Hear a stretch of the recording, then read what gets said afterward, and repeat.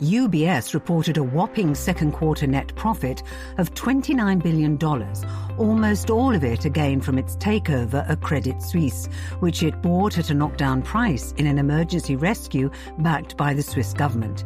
UBS also laid out plans to fully absorb Credit Suisse's domestic operations, a controversial move that will lead to thousands of job losses.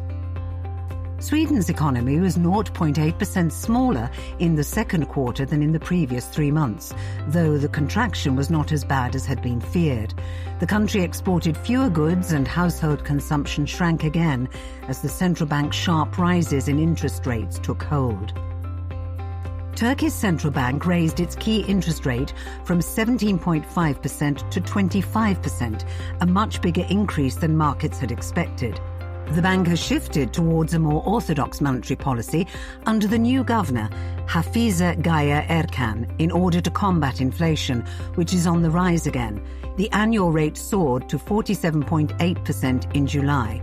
The bank says it will continue to tighten monetary policy as much as needed until the inflation outlook improves. The Turkish lira rose against the dollar, but later gave up some of its gains.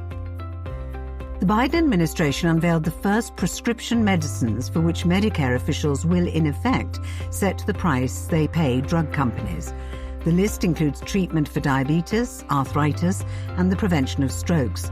They were chosen because they account for a big share of Medicare spending and do not face competition in the market.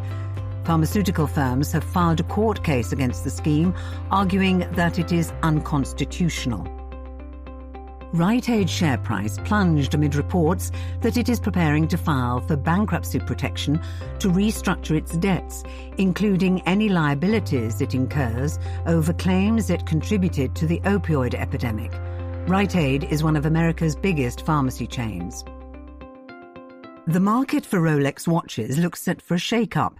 The Swiss manufacturer of luxury timepieces said it was acquiring Bucheru, which operates stores in high-end locations around the world that sell Rolexes, as well as its own merchandise, leading to speculation that Rolex is planning to sell more of its watches directly to consumers. The share price of Watches of Switzerland, a rival retailer to Bucheru, slumped.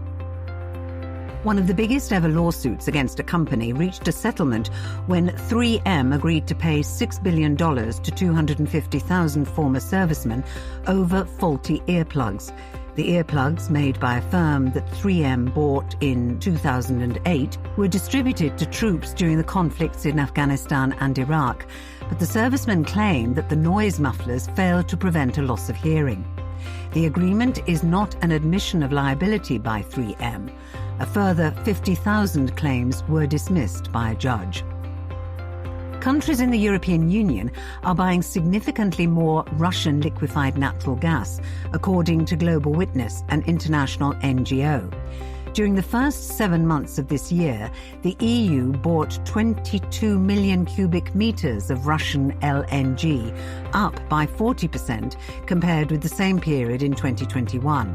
Spain and Belgium were the world's second and third biggest importers, just behind China. Global Witness said that buying Russian gas has the same impact as buying Russian oil. Both fund the war in Ukraine. BYD's net profit surged by 205% in the first half of the year, compared with the same 6 months in 2022. The Chinese maker of electric vehicles is making a big push outside its domestic market, where it accounts for 37% of EV sales, into Europe.